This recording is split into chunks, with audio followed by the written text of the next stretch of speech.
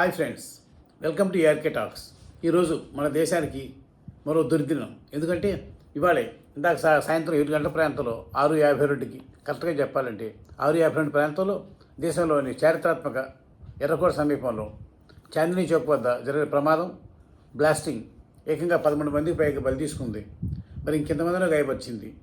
దీంతో వీళ్ళు చాలామంది పరిస్థితి విషమంగా ఉండడంతో మృతుల సంఖ్య మరింత పెరిగే ప్రమాదం ఉందని భయపడుతున్నారు.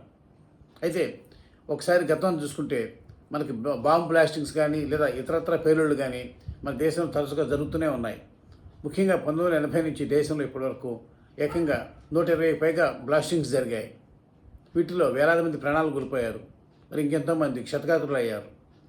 ముఖ్యంగా మనందరికీ గుర్తుండి చాలామంది గుర్తుండే ఉంటుంది. అదేమిటి అంటే ముంబైలో జరిగిన వరుస బాంబు పేలుళ్ళు, ఆ తర్వాత న్యూఢిల్లీలోనే జరిగిన 2005, 2008లో జరిగిన సీరియల్ బాంబ్ బ్లాస్టింగ్స్ ఒక్కొక్కటి 50 నుంచి 250 మంది పైగా బలి తీసుకుని ఎంతోమందిని మరి దీనికి ఇక వారు జీవితంలో కోలుకోలేనంతగా గాయపరిచి దేశంలోనే అత్యంత దురదృష్టకర దుర్ఘటనగా మిగిలిపోయాయి. ఇక మన రాష్ట్రానికి వస్తే, మన హైదరాబాద్లోని ఉమ్మడి ఆంధ్రప్రదేశ్ రాష్ట్రానికి వస్తే హైదరాబాద్లోని గోకుల్ చాట్ వద్ద, లుంబిని పార్క్ వద్ద జరిగిన ప్రమాదాలు ఎంతమందిని బలి తీసుకున్నాయో బ్లాస్టింగ్స్ మనం చూసాం. ఇక ఆ తర్వాత తమిళనాడులో కోయంబత్తూరు, కేరళలోని ఎర్నాకుళం, కొచ్చిన్, తర్వాత కర్ణాటకలోని బెంగళూరు, కేఫ్, ఇలా వరుస బాంబు పేలుళ్ళు మన దేశాన్ని అతలకుతలం చేస్తూనే ఉన్నాయి.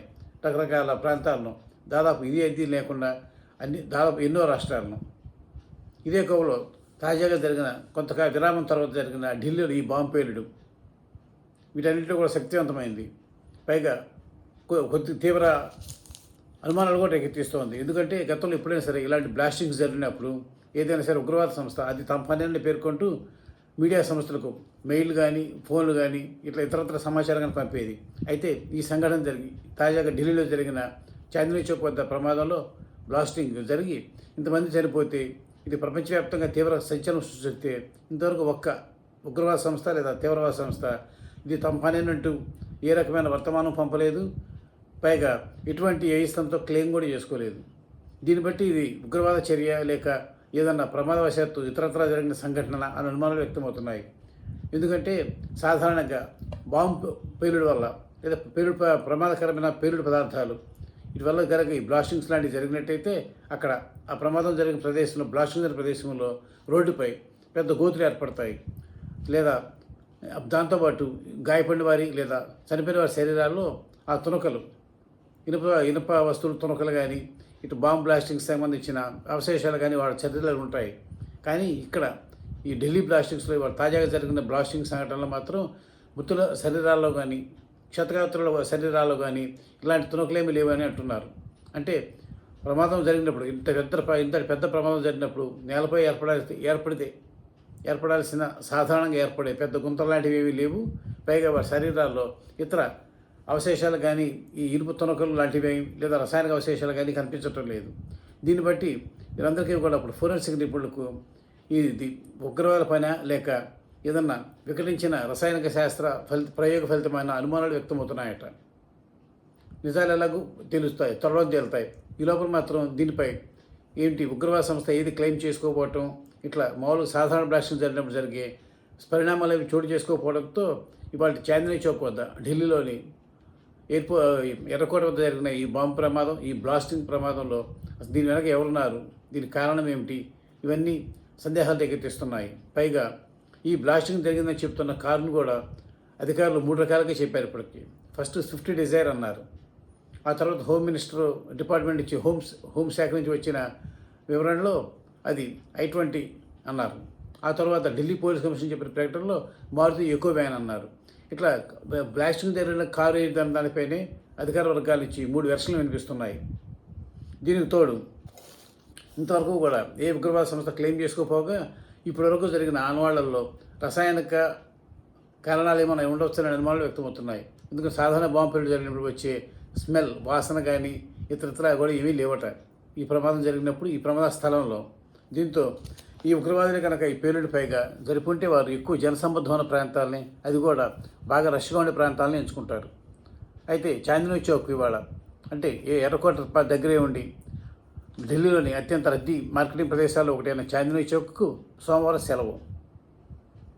ఇట్లాంటి సెలవు దినాన్ని ఇంతటి భారీ ఎత్తున ఆపరేషన్గా చేసిన ఉగ్రవాదులు ఎందుకు ఎంచుకుంటారనే ప్రశ్న తలెత్తోంది. సాధారణంగా ఇందాక చెప్పుకున్నట్టే ఉగ్రవాదులు ఇలాంటి దుష్కృతానికి పాల్పడితే కనుక వారు బాగా జనసమర్థంగా ఉండి ఇక తప్పించుకోవడానికి వీలైనంతమంది ఉండే ప్రదేశాలు ఎంచుకుని అక్కడ ఈ బాంబు పేలుడు జరుపుతారు. కానీ ఇక్కడ చాందినీ చౌక్ వద్ద ఈరోజు సెలవు అవడంతో ఎక్కువ మంది ఎక్కువ రష్ లేదు. అందులో మృతుల సంఖ్య చాలా తక్కువగా ఉంది. ఇది కూడా అధికారులు అనుమానాలు రేకెత్తిస్తోందని తెలుస్తోంది. ఇది సాధారణంగా ఉగ్రవాద మనస్తత్వానికి భిన్నమైంది. వారు ఎంత ఎక్కువ మంది చనిపోతే, ఎంత ఎక్కువ మరణ మృదంగం వినిపిస్తే అంత గొప్ప అనుకుంటారు. కాబట్టి ఇక్కడైతే అందుకు అవకాశం లేదు. కాబట్టి ఇది ఉగ్రవాద పని కాదేమో, లేదా ఏదన్నా ఇతరత్ర కారణాలు ఉన్నాయా దీని వెనక, దీని కారకులు ఎవరు అనే అనుమానాలు వ్యక్తమవుతున్నాయి. దీనికి తోడు ఇది అసలు ఇది చాందినీ చౌక్ వద్ద పేల్చాల్సిన పదార్థం, ఈ బ్లాస్టింగ్లో ఉపయోగించిన పదార్థాన్ని ఈ పేల్చాల్సింది ఇక్కడ కాదేమో, ఇంకా మరి ఇంకెక్కడో మరి ఇంకెవరో లక్ష్యంగా చేసుకుని తీసుకువెళ్తూ ఉంటే పొరపాటున ఇట్లా నెమ్మదిగా వెళ్తున్న ఈ కారులో ఈ బ్లాస్టింగ్ చోటు చేసుకుని ఈ ఘోర ప్రమాదం ఇక్కడే జరిగిందనేమో అనే అనుమానాలు వ్యక్తమవుతున్నాయి. ఏది ఏమైనా కూడా ఈ బ్లాస్టింగ్ దేశ రాజధాని న్యూఢిల్లీలో వరుసగా జరిగిన, అంటే గ్యాప్స్తో జరిగిన మూడవ అతిపెద్ద బాంబ్ బ్లాస్టింగ్ సంఘటన మన దేశ నిఘా వర్గాలకు, ఫోరెన్సిక్ నిపుణులకు, పోలీసు ఉన్నతాధికారులకు, దర్యాప్తు బృందాలకు వీళ్ళందరికీ కూడా పెద్ద సవాల్గా నిలవనుంది. అయితే ఢిల్లీ బ్లాస్టింగ్ జరగడానికి కొద్ది గంటల ముందే జమ్మూ కాశ్మీర్ పోలీసులు న్యూఢిల్లీ దగ్గరలోని ఫరీదాబాద్లో 2 డాక్టర్లతో సహా 7గురిని ఉగ్రవాద కార్యకలాపాలకు పాల్పడుతున్న అనుమానంతో అరెస్ట్ చేసి వారి నుంచి ఏకంగా 2900 కిలోల అత్యాధునిక పేలుడు పదార్థాల తయారీకి వినియోగించే సామగ్రిని, పదార్థాలను స్వాధీనం చేసుకోవడంతో పాటు వారి నుంచి కొన్ని మారణాయుధాలను కూడా స్వాధీనం చేసుకున్నారు. ఇదే రోజున గుజరాత్లో అక్కడి పోలీసులు 1 డాక్టర్తో సహా 3 అరెస్ట్ చేసి ఇట్లాగే ఉగ్రవాద కార్యకలాపాలకు తోడ్పడుతున్న అనుమానంతో అరెస్ట్ చేశారు. చూస్తూ ఉంటే ఈ సంఘటనలకు ఆ తర్వాత కొద్ది గంటలకే ఢిల్లీలో జరిగిన బ్లాస్టింగ్కు మధ్య ఏదో లింక్ ఉండవచ్చని నిఘా వర్గాలు అనుమానిస్తున్నాయి. దీంతో ఆ కోణంలో కూడా వారు పరిశోధన సాగిస్తున్నారు.